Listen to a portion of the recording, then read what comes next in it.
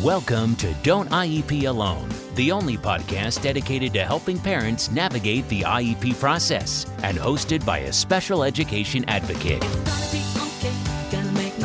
Your host has been attending IEP meetings for over a decade and has helped thousands of parents go from an IEP rookie to an IEP all-star. Be prepared to learn tips that will be a total game changer for you as a parent advocate and, most importantly, your child's outcomes. Partnered with the award-winning Blog a Day in Our Shoes, you'll be confident, knowledgeable, and actually looking forward to your next IEP meeting. Don't IEP alone. Get ready. Here's your host, from suburban Philadelphia, Lisa Leitner. Hi there, and welcome back to Don't IEP Alone. Thanks for listening. This is Lisa, and I am still answering reader questions, I'm so used to having the blog for so long, listener questions. Of course, you could be a reader too, but I think the only place I advertised where you could ask me a question was on the podcast. So anyway, I'm going to get right into it. And as I'm reading, I'm going to read you the question directly, but I'm trying to okay. My autistic daughter will have her reevaluation by the district this coming school year, 19/20. The 3-year eval did many tests, but only one sub area for each area of the possible areas of disabilities. The district's evaluation came back and said she was average in all areas of learning and did not need academic goals. I do not want to do an IEE again, which is an independent eval. For those of you who don't know that acronym, I do not want to do an IEE again because we will waste the entire school year waiting on the IEE and she will not get the correct services. What can I say or write that will encourage the district to complete at least 2 to 3 subtests for every area of disability and the areas that I see decline or issues? Okay. A lot to unpack here. First of all, I don't know why you'd have to wait a year for an independent eval, but we'll get to that in a minute. If you want to read this after you listen to me blather on about it, you can go to adayinourshoes.com and search for, I think the title of the blog post is something about how to have successful and relevant IEP evaluations. And I have specific steps in there, but I'm going to go over them. First of all, the school district is required to evaluate your child in all areas of suspected disability. Okay, I'm going to repeat that. They are required to evaluate in all areas of suspected disability. So it sounds like you suspect some areas of disability that the school district does not.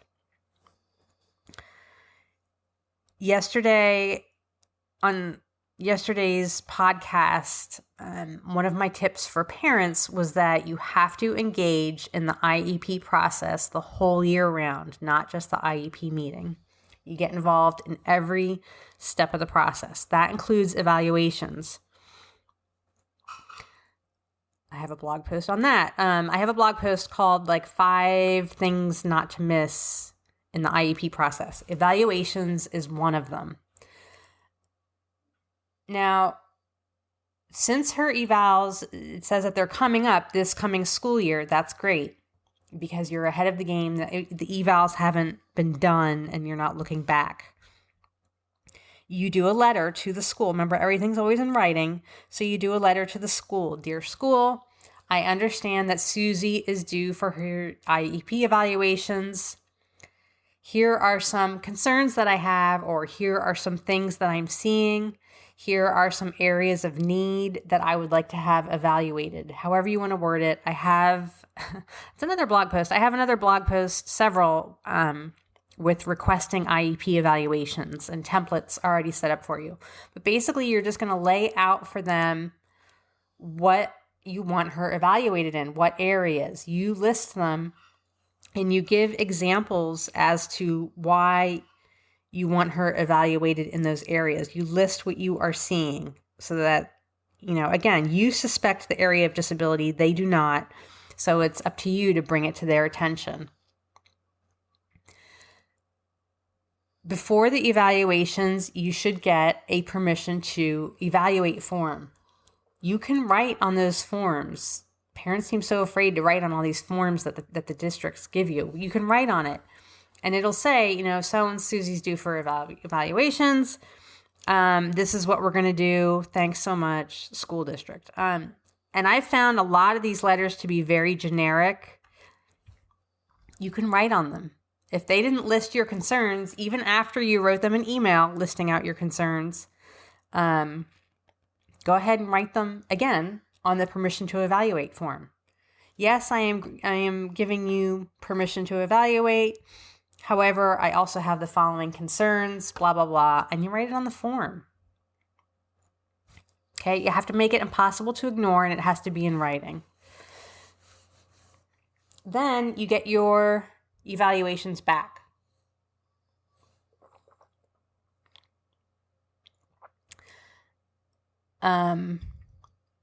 When you get the evaluation report, some school districts hold a separate meeting to go over it. Some do it as part of the IEP meeting.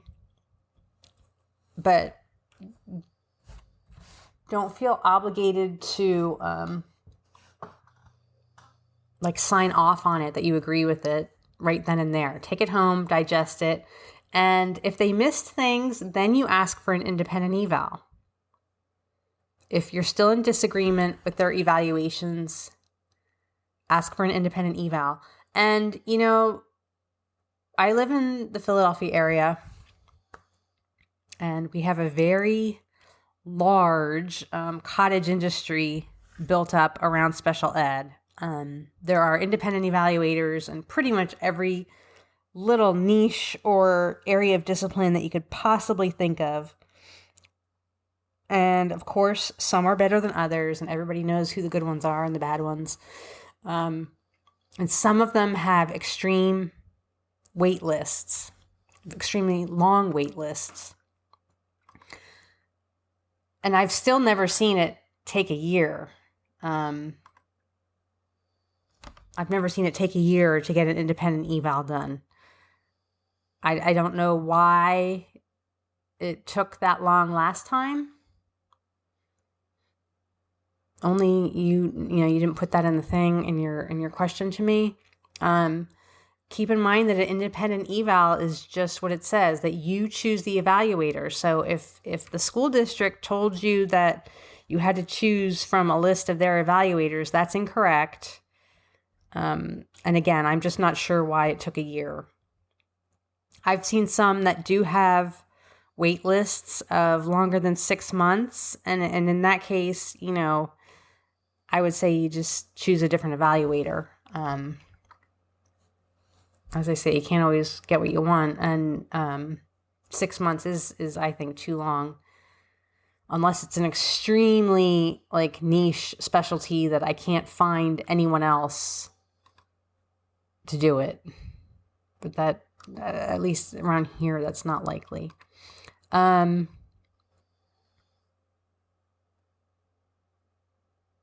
that's that.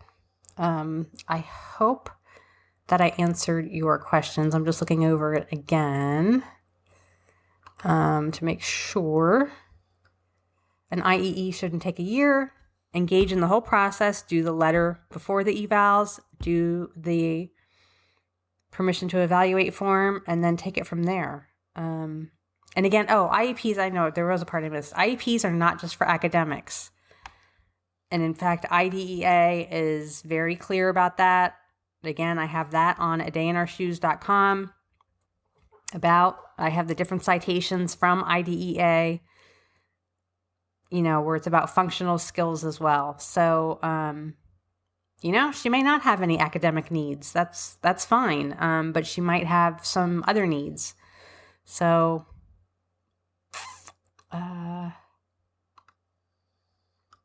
that's it. I hope you have a great day. I hope this helps. For more information, again, this is one that I've written. I've written about a lot of the different little tangents here on adayinourshoes.com. So thanks for listening, and head on over there if you have any further questions. Thanks. Thanks for listening to the Don't IEP Alone podcast. No parent should have to IEP alone. And with A Day in Our Shoes, you don't have to. For more IEP assistance and letter templates, visit adayinourshoes.com. For ongoing assistance and support, follow our Facebook page and group.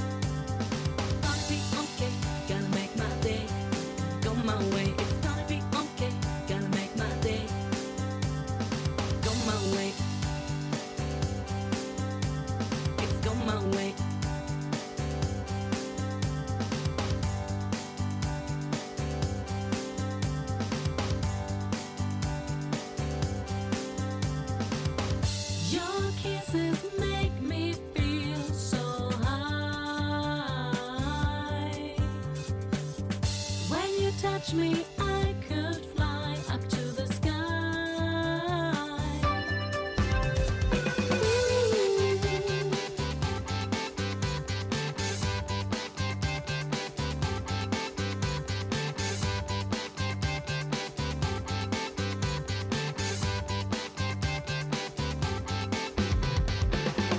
Every day I'm on my road, but today is the day that I meet you, my baby. Hope you're going to stay.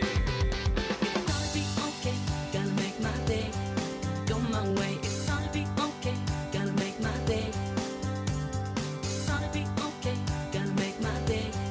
Go my way, it's gonna be okay, gonna make my day. Go my way. It's go my way. Go my way. It's go my way. It's go my way.